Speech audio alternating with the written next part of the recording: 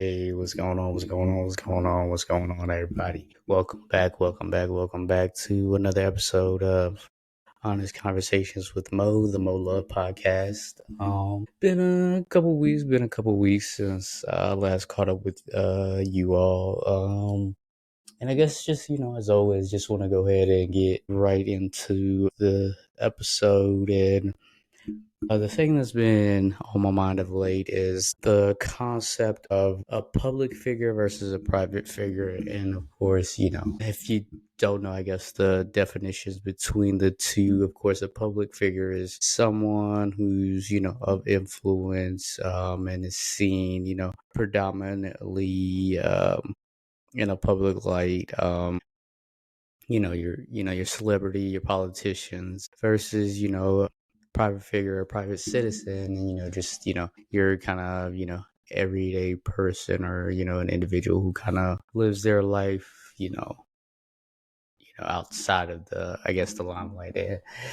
And honestly, this topic came to mind because it just makes me think of how sometimes within our own lives, sometimes we forget that although we aren't of maybe as receiving as much notoriety, but we do delve, of course, between that world of public versus a private figure or private citizen, and how we kind of navigate between, those worlds as individuals, and how you choose to occupy or choose to live in whichever realm you so choose. And I think uh for me, for myself, for being a person who's super private and very to myself, and then I think about kind of my profession kind of puts me in that public light in that sense as well. And I think, or even my previous role before then, it was more private centric, so it kind of catered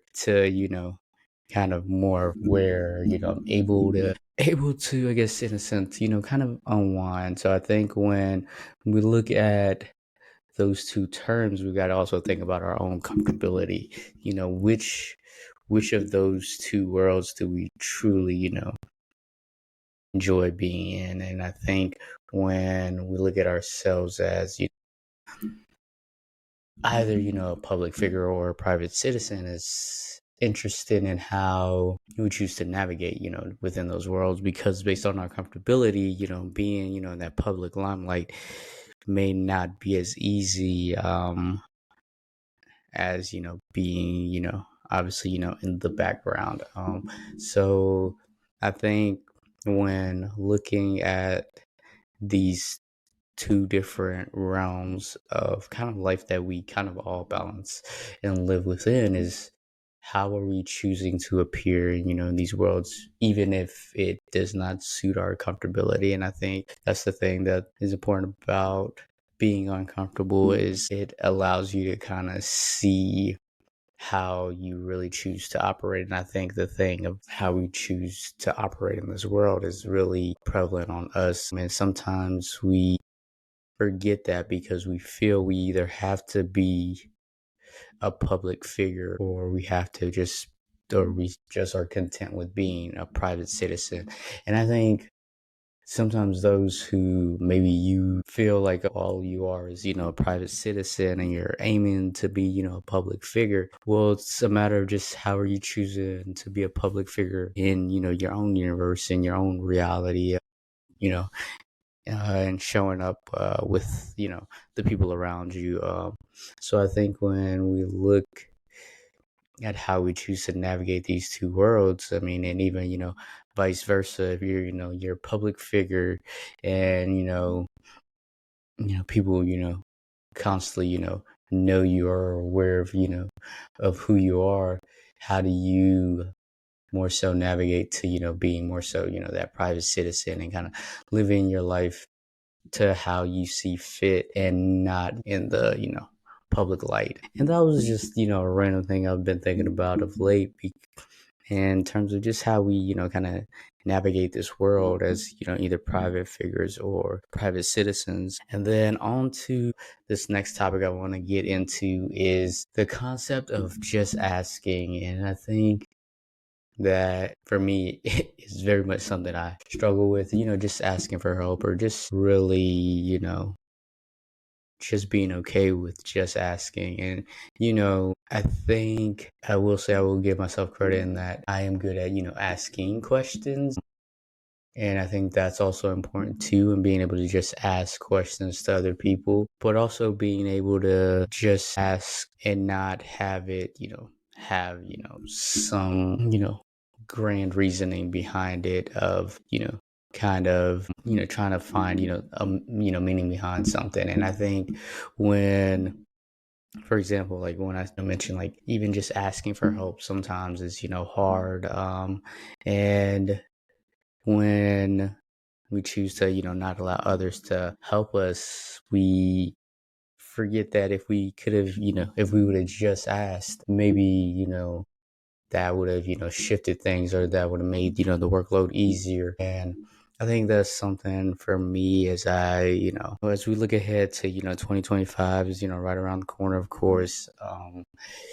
At the coming up early in this week on Wednesday. Yeah, the first falls on Wednesday. So just knowing that if you're willing to allow yourself to just ask, you'll see kind of the endless possibilities that are out there in the world. And for someone, such as myself who struggles with, that concept of just asking, even though I make it easy, or I'm able to easily ask questions, seems kind of conflating, confusing, right? But I think when we're able to kind of remove ourselves and kind of put this kind of, spotlight or expectation that, maybe, we were supposed to, have that answer. Maybe if, we handle it all ourselves, that, it'll be okay. But if, like I said, if you just ask, and I think it kind of ties back into, even the simplicity of, just asking questions, because just asking help is a question. And,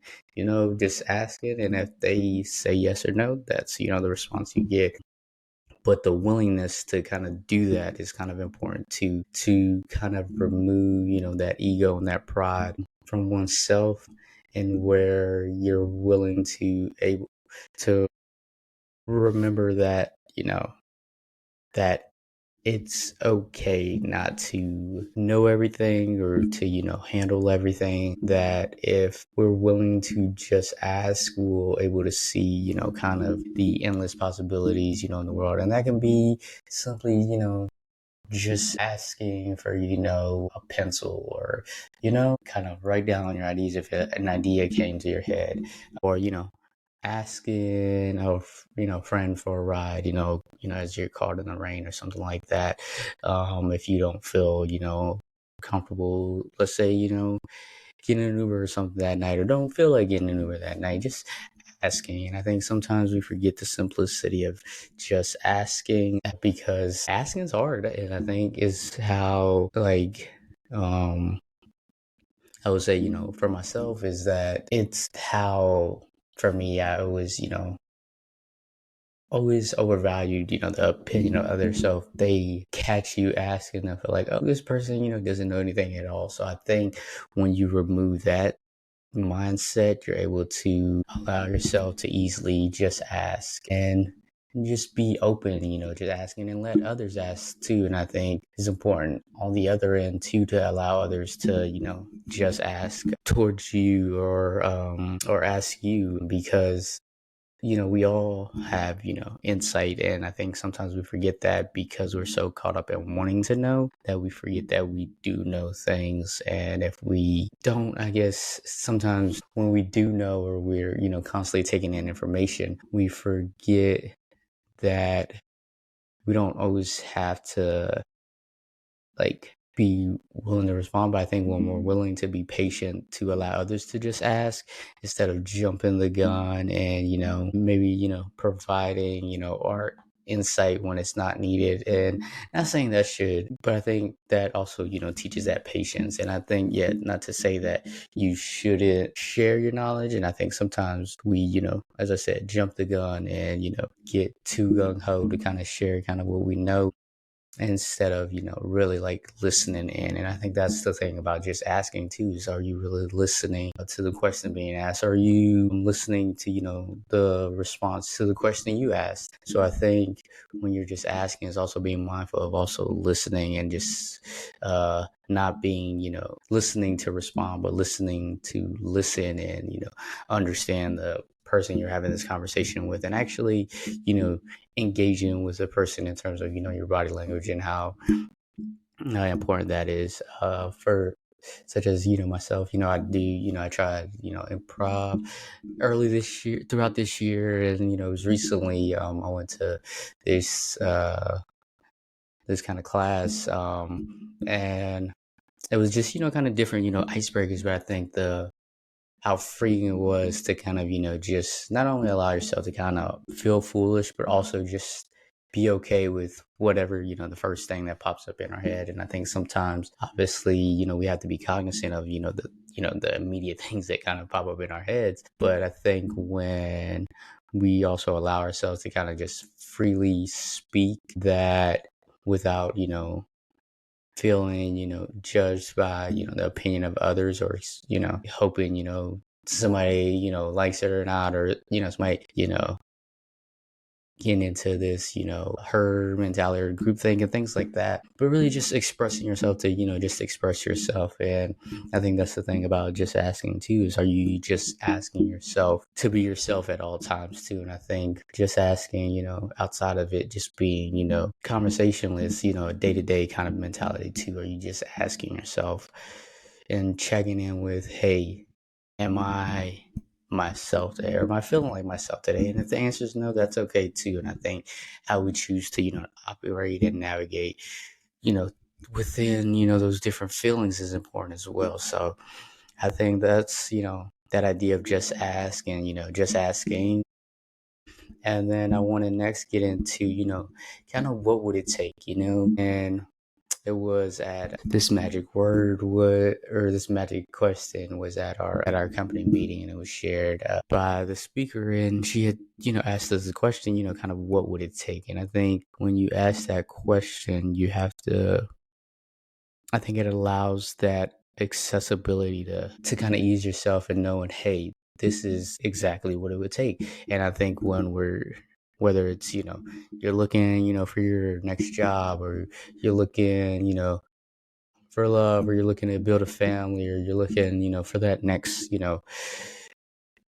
that next car you want to buy, or, that house you want to get, I think it's important to understand what would it take, and, the things you're willing to sacrifice, within yourself to kind of get that. And I think when we know what would it take, I think it's easier for us to see the process and see the outcome, because we know exactly what it would take for us to get there, and for allow us to kind of, kind of make the world a bit better. Because if we know exactly what it would take,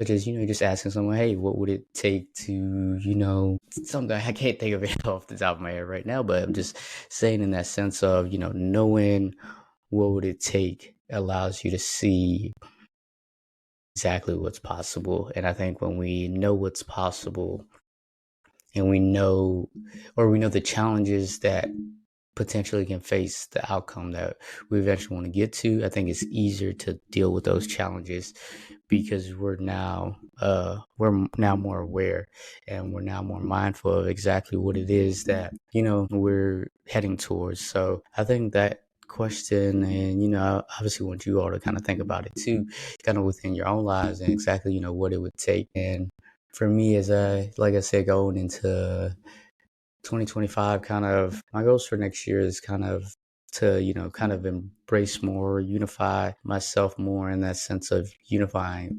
For me, I said this earlier to a friend, in terms of how I sometimes, speak negatively, to myself, or speak down on myself. And I sometimes forget how, skilled or talented I am, or, the things I am good at, and, the good qualities of myself, that we sometimes forget that we're, as much as, we speak of being self-aware, that we're just, because we know, the problems, or, what's, the things that are wrong with us, that we feel like that's self-awareness. But also, oh, that's just really, just kind of speaking down on yourself. And then, because real self-awareness is also being aware of, those good things, and flowing through those good things, and, navigating in the world by being able to be willing to pat yourself on the back. And I think that doesn't necessarily make you narcissistic to, give yourself compliments. I think we have to have that balance of knowing,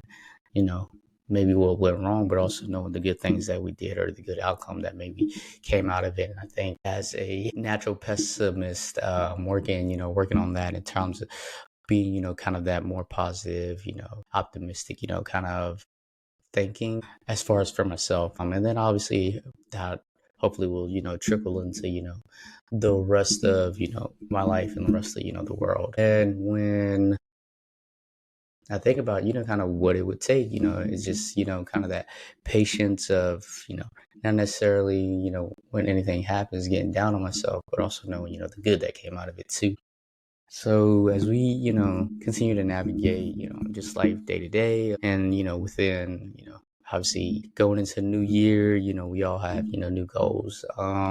And how are we just continuously, asking ourselves, exactly what it would take for us to achieve those goals that, we have set out for ourselves. And now I want to get into what was a wild deal when it popped up, and I want to talk about the Juan Soto 15-year, $745 million contract with the Mets. And I think he had offered like 740, same amount of years. I think it was like 15 or 10. I can't remember, from the Yankees. But just thinking how the salary cap in sports is just, it is insane how astronomical it's getting. I mean, we saw Shohei Ohtani last offseason, of course, get the $700 million deal. And now, Soto getting the $745 million deal. It's just crazy how the world of sports is just, it's just so mind-boggling. And I think as someone who works in this industry, I love it, because I see the trends and the growth and the endless possibilities. And then it kind of comes back to that question that, just thinking about it, for example, we'll get into it in a few, but when you think about what it would take for why Soto took this deal over, the Yankees deal, or, he just asked for that extra, $5 million maybe from the Mets. So I think, when we think of how sports kind of trickulates into life, and we see, the endless work that it takes to kind of be the best at your craft, and to be compensated for your work is integral as well. And I think that's what I appreciate about the sport of baseball, because they have, obviously, the MLB has no salary cap. So I think they're really, truly, and I think they do it obviously across all leagues, and pay you based off of your, value, and kind of what are you bringing to the table. But I think if you're willing to just ask for kind of that more, especially like when I think of in baseball, then compared to, the NBA or the NFL, that, you see exactly, those, the, that constant growth, within, the not only annual, but, yearly, not only annual salary, but you think of, over the duration of the contract. I mean, $745 million is insane. For, 15 years, I think that's, I want to say, can't do the math off the top of my head, but around, 50 to 60, might be a bit more, but around that, kind of annual salary. But that's just insane to think about how, and just wanted to share that with you guys, how insane that contract is. And we're going to continue to see it in, sports. As I said, like, for example, the NBA and, the new TV deal, and how that's going to impact, the salary cap's going to increase in the, across the NBA or the NFL eventually, when they renew their TV deal, or the WNBA, currently, in CBA contract negotiations, trying to renew their CBA because they chose to opt out, even though they will play, this upcoming season. But just knowing, the business side of sports is, just always fun, and just, love sharing with you guys. And then, of course, got to get into the NBA. We got to get into the NBA Emirates Cup. Darvin Ham, I think, is the ultimate IST, or they should rename the IST trophy after Darvin Ham. The only coach to, well, him and Torian Prince, both players and coaches to be undefeated during the IST tournament the last couple years. Obviously, that lets you know that the Bucks won, the season's Emirates Cup and in season tournament over the Thunder. They blew them out. Yeah, I think it was pretty much a blowout that game. But now, after the IST though, Bucks haven't been looking, just as dominant as they did during, the IST tournament. But obviously we got big news, in Lakerland and, across the NBA. The West is stacked, but the Lakers are in fifth right now. 18-13. We got, the win over the Kings, who recently fired Mike Brown, which didn't make sense. But that's for another day. That's for another. That's for another day. But yeah, big news out of Lakerland. D'Angelo Russell traded to back to the Brooklyn Nets. For Dorian Finley-Smith and Shake Milton, him and Maxwell Lewis, D'Lo, Maxwell Lewis, and 3 second-round picks for Dorian Finley-Smith, DFS, and Shake Milton. So obviously Finley-Smith, brings 3-and-D, another wing for the Lakers. Shake Milton, maybe, he's been playing solid the last, kind of 5 game stretch. So maybe, bring that, kind of scoring punch. And I think, love D'Lo, but we all know, I think I speak on, the inconsistencies of D'Lo's game of just not, showing up as, as needed when we need him. And as much as we love him, and he has, those hot nights, but especially I think this season he hasn't had as many of those. So it made sense to make the move at this point. And so I like this move. I think I'm just still, hopefully we are center. And I think still kind of need a guard. I like kind of a point guard, playmaker point guard. Like I like Shake Milton. He had I think it was like 12, 16 and 12, 16 points, 12 assists night recently or whatever. But I think, we still need that, playmaker point guard. So it'll be interesting if we get that in the center as we continue building, Lakers looking good. As I said, the West is stacked. The East, I think top dogs are Cavs still at number 1, Boston at 2. And then after that, I think it's a fight. I think who's at 3 now? Orlando might still. I think Orlando's at 3. I can't remember the standings off the top of my head right now. But yeah, Lakers looking good. I like the trade. We've been playing well. Got the Christmas Day win against the Warriors. And even though we should have beat the Pistons, had that loss, but playing solid, man. And I like how we continue to push. My dog, Maxi been hooping, playing solid. Averaging 16 ish. His last 3 games, playing, on both ends of the floor. So I think I like how our rosters, kind of, we're getting more, two-way guys, guys that can play both ends. So I like what the Lakers building. I don't want to jump the gun and say, it's championship just yet. I think, like I said, we're still maybe a solid big away. And that big don't have to start. We don't need a starting 5 big.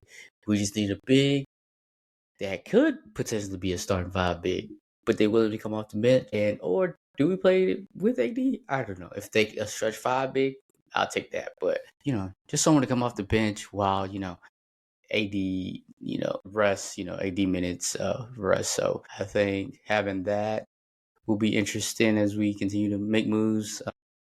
Rob Pelinka Cook, I love the cap flexibility move. Obviously getting off D'Lo's contract. Bringing in Dorian Finney-Smith, he's got a player option, but then now you're $3.5 million under the second apron, so we're looking good. Still possibility for more moves. So excited. And yeah, it's been a fun, kind of interesting NBA season. Obviously, we all know the issues they've been hearing about, the ratings, and the too much 3-point shooting, which I agree is insane. Because when I see guys like Gabe Vincent, and I love Gabe. He's been playing better. He's been shooting better. Hate that he got hurt yesterday. Hopefully, he recovers well. But Gabe early on in the season, he was just chucking threes, and he was struggling. Like Gabe, just drive to the basket. So yeah, I just think that. But yeah, it's gonna be interesting. Obviously, we know the whole All Star game. We'll get into that as we get closer to All Star weekend. The format changes. But yeah, the NBA early on, it's been interesting. I mean, it's been competitive in the West. The East, not so much, but it's always that balance. But it's just insane how from I want to say one to one to well, I don't know if it's one because I think the Thunder still have Thunder by a good kind of margin. So I'd say maybe three down or like four down. I don't know. It's like 3-11. It's just insane, and it's like maybe two games from each other. So yeah, it's gonna be interesting as the season goes on. Heading into the next year. Lakers making moves early. I like it. I like it. So we're gonna see how DFS and Shake Milton fit into JJ's offense and what defense capabilities DFS can bring for us as well. As Vando continues to be out and not having that wing, so we should be fun. And then next I want to get into the NFL. My Falcons made a move after barely beating the Oakland Raiders week 15 on Monday Night Football. Falcons, with Kirk Cousins after I think it was 15-9, that was the game. Yeah, 15-9, beat the Raiders. Kirk was struggling. I think he threw two picks in that game, one or two, I can't remember. And then yeah, essentially made the move. We got MPX started, Michael Penix Jr., the eighth overall pick of this year's NFL draft. MPX looking good. It's a new era. It's a new time in Atlanta. Fighting for our playoff lives. Tonight, MPX looked good, of course, last week against the Giants. Week 16. And then, obviously, tonight we played the Commanders. Last 3 weeks, weeks 15 through 17. Today's action, it was surprising. Like, for example, the Giants put up 40 today. A lot of teams put up 40, I think. Tampa put up 40 as well. Buffalo put up 40. Philly put up 40. Dang, a lot of teams put up 40. Hopefully my Falcons put up 40 tonight. But yeah, they're trying to fight for our playoff lives. Obviously got the Cowboys helped us out last week in week 16, beating the Bucks, put us back on top of the division. And got to just now went out the next two, and we're set. Oh, I was at the Beyonce Bowl. I was at the Christmas Day game between the Texans and Ravens in Houston, and the game wasn't, obviously that great as we saw by the scoreboard, but Beyonce was killer. She killed that halftime performance. But yeah, we headed into a playoff stretch of the regular season. As the regular season winds down, heading towards the playoffs. Hopefully my Falcons get in. Obviously gotta win tonight against the Commanders, against Jaden Daniels. Sensational, all season. MPX looked great last week. It's got to, how does he, show up this week? Obviously outside of a Cal Pitts bobbled INT, whatever had happened, he had a solid game. I think it was, I can't remember his exact numbers, but I know he had 202 yards. I want to say 70 for 29 or something. Like it was around that those numbers. But he looked good last week, just poised in the pocket, not rushing throws when the play wasn't there or the pocket broke down, throwing it away, and not allowing negative plays or creating negative downs. I loved, the poise in the pocket, the utilization of different weapons. I think he did a good job of spreading the ball around as well. So it's going to be exciting. And, it's going to be raining tonight. But he did, of course, play, in the Pacific Northwest. Oh, I think he should be fine tonight. But obviously, still excited to see what he ends up doing tonight. And for the rest of the season, if, we do end up, making it to the playoffs. Excited for MPX and just moving forward too. And I think we are building something that has the potential of something special. I think we're, a couple pieces off. And I'd say that's probably another cornerback opposite of AJ Terrell. And a true, edge rusher. And I'm not knocking, AK, Arnold Ibukady. He's been playing solid. K-17's been playing solid. 4 sacks in the last 4 games since the bye week.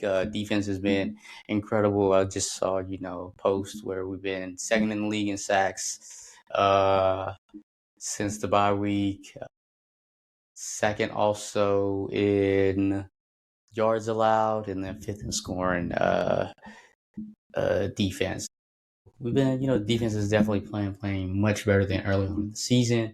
Just hate that we had that Kirk Cousins 4-game stretch. Kirk Cousins out of there, and now, Penix is in, and I think offense looks better too, to where now we can finally, run those, those play actions, those boots, those rollouts, and really allow more movement in offense and, different, concepts, different routes, and allowing, our run game to not be as predictable too, to allow, Bijan and Algier to kind of get downhill. So excited, hoping the best for, my Falcons. And then obviously the rest of the league, you got the teams that have already clinched. Eagles, I want to say, yeah, Eagles, or I think Eagles and Commanders are competing between who wins the division. And then clinched last week. I think the Vikings secured that wild card spot. Obviously, got Lions #1 seed. In the NFC, Eagles 2 potentially could be, or Minnesota, if they win today, they would either end up as a wild card, or if obviously they win out and Detroit loses, they could be the 1 seed. Philly's also fighting for that 1 seed. Potentially, could lose out as well and end up as a wild card team. And the Commanders we of course will help Philly out tonight by, hopefully, getting that win. But yeah, in the AFC, Chiefs, Ravens, Bills, I'm trying to think who else in the AFC. I can't even tell what's going on in the AFC East. I think it's the Dolphins. I don't even know. Oh, I mean, obviously outside Buffalo, but who else? I don't know. The AFC South, I have no clue. Who I think Texans might still get it. Texans and Colts kind of battling for that spot. And then the AFC North, of course, you got Pittsburgh and Baltimore, fighting out for that division. So I think Baltimore pretty much has it wrapped, I think, now. I think once Pittsburgh lost to the Chiefs, yeah, that allowed Baltimore to wrap it up and win the division. But yeah, the playoffs coming around the corner. Lamar's been looking incredible. Josh Allen's been on fire. Detroit. Sam Darnold's been still looking good. It's gonna be interesting come playoff time. Philly, obviously Jalen Hurts is hurt now, but bounces back with obviously that whole entire team. But they still got Saquon, who got 2,000 yards this season after today. But yeah, and then when you think about the tank teams, I think Raiders, obviously after Pierce won that game last week, Giants won today. So I don't know what's going on. I guess they don't want either Cam Ward or Shador Sanders. But yeah, that'll be interesting, obviously, come, around NFL draft time. And then, yeah, we'll get into, obviously, top 4 as kind of close it out.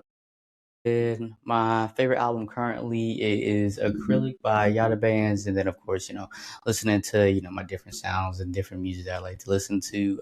Favorite show to watch currently? What show have I been watching kind of currently?